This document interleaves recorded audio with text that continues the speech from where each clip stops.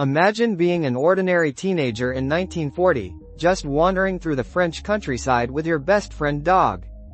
That's exactly what happened to four boys near the village of Montignac. Their dog wandered off on its own and disappeared into a hole in the ground, so, naturally, they followed. What they found wasn't just a tunnel. It was a time machine. When their lanterns lit up the walls, the boys froze. Staring back at them were horses, bulls, and deer, painted in vivid detail.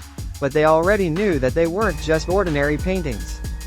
These images were 17,000 years old.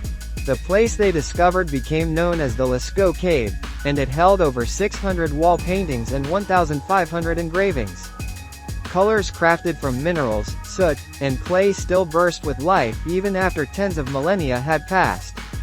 The artwork is so impressively sophisticated that even modern artists were stunned. Shading, motion, and perspective, all mastered by Paleolithic humans long before the pyramids or Stonehenge. But here's the most haunting part. These weren't just doodles or decorations. Many scholars believe the paintings were tied to hunting rituals, spirituality, or even early storytelling. In other words, the people who lived in the Ice Age weren't just surviving, they were imagining, creating, dreaming. Lascaux later became known as the Sistine Chapel of prehistory. It gave us proof that art, the act of expressing ourselves, has been part of humanity since the very beginning.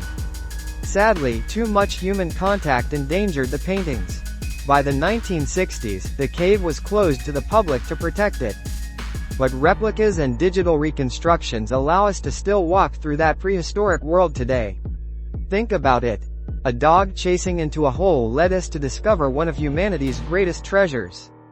A reminder that our ancestors weren't just hunters or gatherers, they were artists. And great at that craft.